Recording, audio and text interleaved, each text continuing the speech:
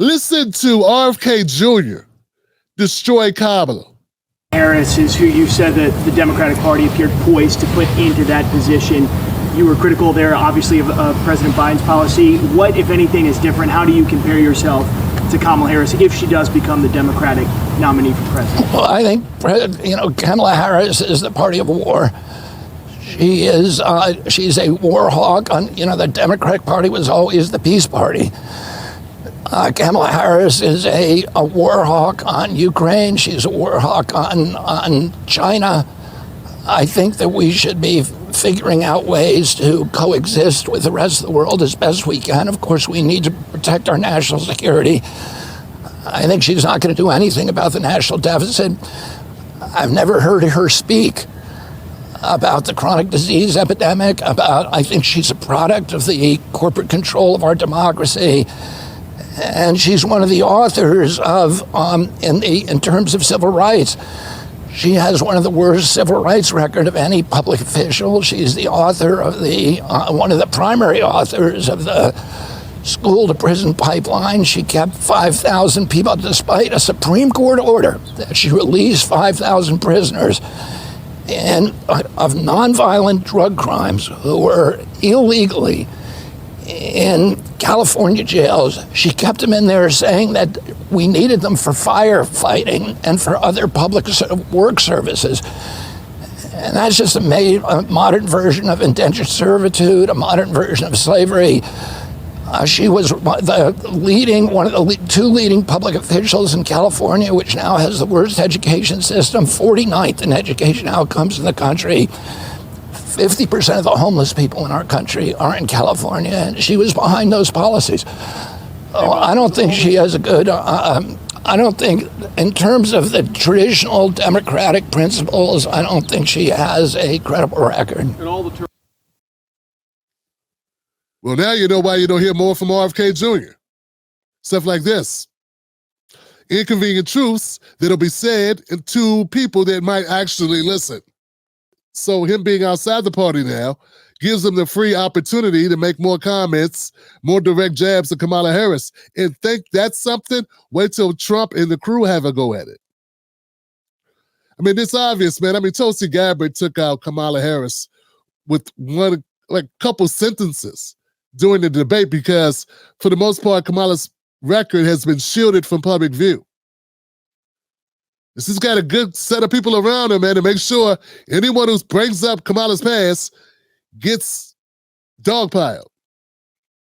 This has got people that enable her, people that protect her, and she's been able to slide through, kind of work her way around the system, making the right moves on a personal level to put herself in the right position.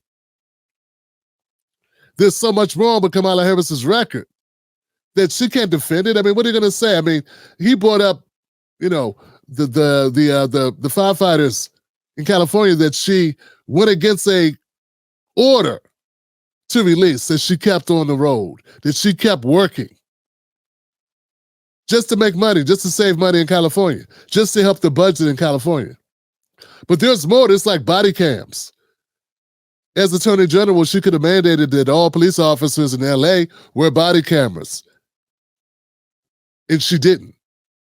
She said, I would just keep it up to the local jurisdictions. They can make their own minds up about it. I mean, this was Los Angeles. And we know Los Angeles, the reputation for police and how much it's been in focus about police abuse. And that's like the last thing you wanted to do was be that person that decides, hey, no, we don't need body cams. And of course, the critics are going to be like, no, man, that was a long time ago. That was a different time. Well, to quote Cat Williams, no, it was the same time. Same time, we're still here. You can't say it was a different time unless we're talking about a generation, a couple of generations ago where we're not here. We're here. This didn't happen in the 30s. This happened in the 2000s. You don't get to say that was a different time. No, it is the same time. And what about the clergy? There was investigations about Catholic priests who had violated young people in the church. And there was an ongoing investigation that was going pretty steadily until Kamala Harris became the new lead counsel. Once she became the special prosecutor, all the cases went away. There were no prosecutions all of a sudden. All of a sudden, they stopped looking into it because Kamala Harris, she came in and she nixed the investigation into people that were violating children. It's going to be a field day on this. This is going to be something that the Republicans are going to talk about endlessly.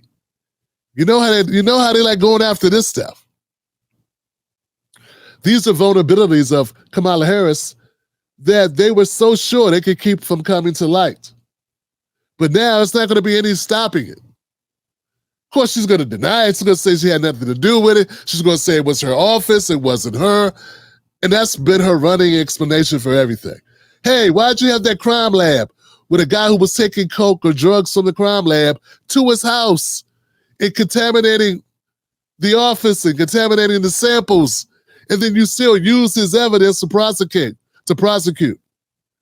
Why didn't you do something about that? Kamala Harris said, I didn't know about it. It's not my responsibility that my lab, be up to snuff, that we're not violating constitutional rights of citizens. It was the police department's fault, not my fault. Everything, any criticism of Kamala Harris always results in the same thing. It wasn't her.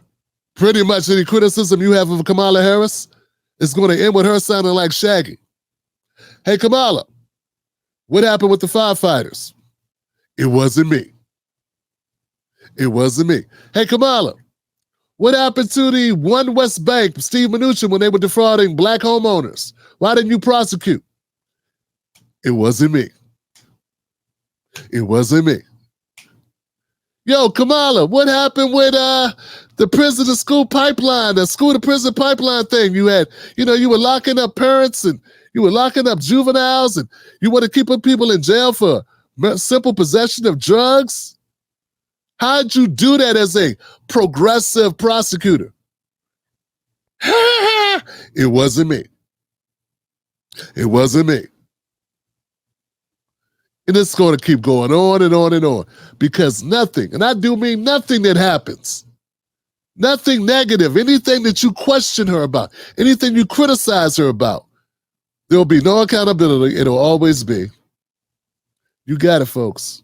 It wasn't me. Like right now, her whole defense, it's going to be people saying, hey, what happened? Why didn't you tell us about Biden? You knew Biden was playing with a half a deck.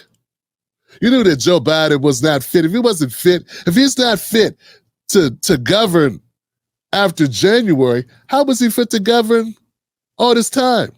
What happened? And she'll say, it wasn't me.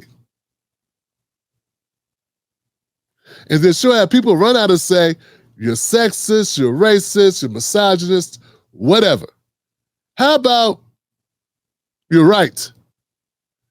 How about we're right to question her? How about we're right to point fingers at her? How about maybe, just maybe, Johnson, Kamala Harris is not the package for what you want to attach your aspirations to?